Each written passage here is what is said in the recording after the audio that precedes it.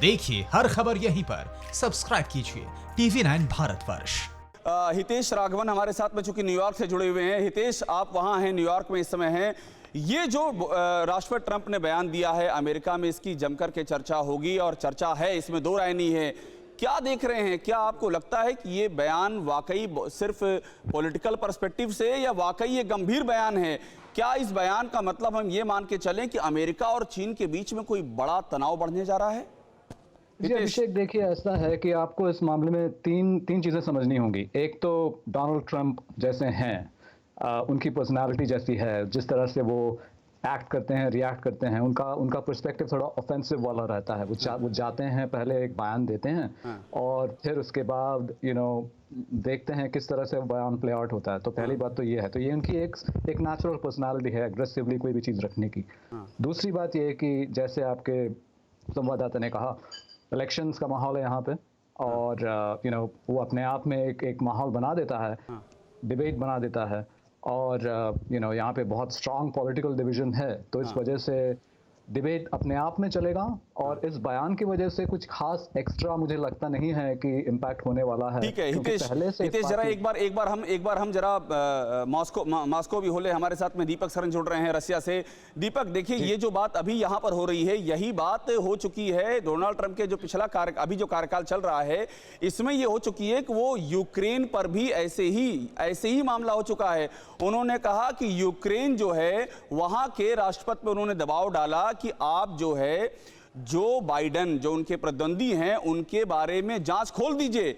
और उन्होंने जांच खोलने के मुद्दे को ये इतना बढ़ा कि महाभियोग तक पहुंच गया। इसके पहले कह चुके हैं कि रूस भी इंटरफेयर कर रहा है। आप बताइए, आप रूस में बैठे हुए हैं, बहुत ही महत्वपूर्ण पावर सेंटर है रूस, वहां बैठ के क्या लग रहा है आपको? ये मामला काफी गंभीर लग रहा है क्या आपको? अभिषेक जी, जैसा आपने कहा, ये मामला वैसा है नहीं जैसा बनाया जा रहा है। कि ट्रंप को अभी एक प्रॉब्लम है, ही हैज अ प्रॉब्लम कि भाई उनके यहाँ अभी ये महामारी बहुत जोर से फैली हुई है।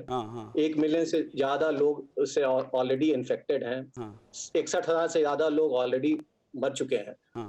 तो उनके पास एक प्रॉब्लम है। तो इट्स मोर, ये रिटोरिक है, एक पॉलिटिकल रिटोरिक है कि भाई चाइना के साथ हम ये कर देंगे, कि चाइना चाहता है कि हमें हटा दें। क्योंकि अगर आपको याद होगा, जब ट्रंप इलेक्ट हुए थे, उस समय भी एक ये मुद्दा आया था कि रशिया इज रिस्पॉन्सिबल, बिल्कुल आया था, फॉर इलेक्शन ऑफ ट्रंप।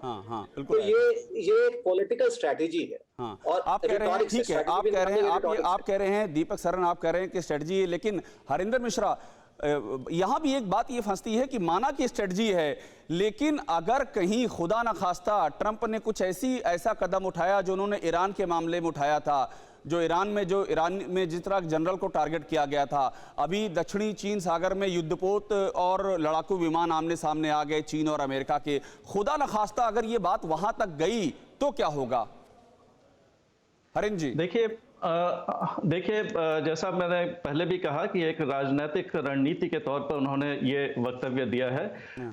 अगर ऐसी कोई परिस्थिति आती है सामने, तो मैं ये कहना चाहूंगा कि चीन जो है, चीन का स्वभाव भी, मूल स्वभाव जो है वो काफी बदल चुका है। पहले ऐतिहासिक तौर पर अगर आप नजर डालें तो चीन जो है वो इस तरह के आक्रामक रवैया कभी चीन के तरफ से नजर नहीं आता था। वो हमेशा कभी भी जब उसके ऊपर उंगली उठती थी तो वो शांति से अपने समय का इंतजार करता था और तब उसका जवाब समय के अनुसार देता था। वो तुरंत इस तरह से बौखलाहट में चीन की तरफ से कोई जवाब नहीं आता था। अभी जो देखे तो चीन का जो स्वभाव है उसमें काफी परिवर्तन आ गया है। चीन जो है वो काफी आक्रामक हो गया है। अब अगर चीन पर उंगली उठती है, चीन के खिलाफ कोई वक्तव्य दिया जाता है, तो चीन उसका सख्त शब्दों में जो है वो उसका विरोध हरिंदर जी, यही बात लेकर के अनिल आजाद पांडे के पास जाऊंगा। अनिल आजाद पांडे, अभी जो हरिंदर जी कह रहे हैं बहुत ही महत्वपूर्ण है। ये कह रहे हैं कि चीन का पूरा स्वभाव बदल गया है, चरित्र बदल गया है।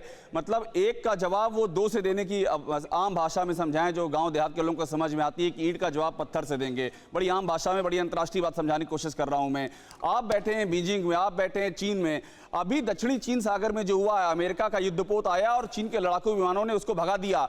आप बताइए कि क्या ये मामला कुछ ज्यादा ही बढ़ सकता है? आप चीन में बैठे हुए हैं, आप जो बताएंगे वो बहुत ही महत्वपूर्ण होगा। देखिए अभिषेक जी, अमेरिका और चीन के बीच विवाद और दक्षिण चीन सागर में अमेरिकी युद्धपोत का आना और बार बार चीन द्वारा उसको खदेड़ा जाना कोई नई बात नहीं है। अक्सर इस तरह की घटनाएं होती हैं और चीन जब भी जैसा कि हरिंदर बता रहे थे अभी तो चीन आक्रामक हो रहा है बिल्कुल, और चीन की ओर से जब भी अमेरिका आरोप लगाता है तो चीन जरूर उसका जवाब देना चाहता है, क्योंकि चीन को अब समझ आ रहा है कि चीन विश्व की दूसरी सबसे बड़ी आर्थिक शक्ति है। भले ही महामारी के चलते कुछ परेशानी जरूर आई हो, बार बार अमेरिका की ओर से जो बयान आता है या फिर अमेरिका की ओर से जो युद्धपोत दक्षिण चीन सागर, जिसको चीन का पूरा दावा रहा है कि वो अपना हिस्सा है, उसको लेकर वो बार बार नाराजगी जताता रहा है। और अमेरिका द्वारा जब भी यह कदम उठाया जाता है तो चीन उसको बहुत जोर से यहाँ पर उठाता है। यहाँ की स्थानीय मीडिया उसको बहुत ही जोरदार तरीके से उठाती है। अभिषेक, एक थोड़ा सा और जिक्र करना चाहूंगा यहाँ पर मैं, जो यहाँ पर नेशनल रिपब्लिकन सेनेटोरियल कमेटी ने बताया जाता है कि उसने एक पॉलिटिको वेबसाइट को एक खबर आई है कि उन्होंने 57 पेज का एक दस्तावेज जारी किया है, जिसमें अमेरिकी चुनाव में चीन के खिलाफ अभियान चलाने की बात की जा रही है। चीन की मीडिया यहाँ पर बहुत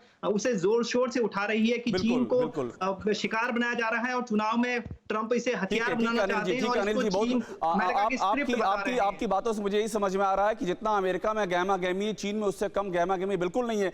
हितेश राघवन न्यूयॉर्क से हमारे साथ जुड़े हुए हैं। हितेश, ये कोरोना का युद्ध हम लड़ रहे हैं, ये डोनाल्ड ट्रंप किस युद्ध की ओर ले जा रहे हैं हमको? क्या मामला कुछ और भी ज्यादा संगीन लगता है क्या? परवाह देश की, सोमवार से शुक्रवार रात 10 बजे TV9 भारतवर्ष पर।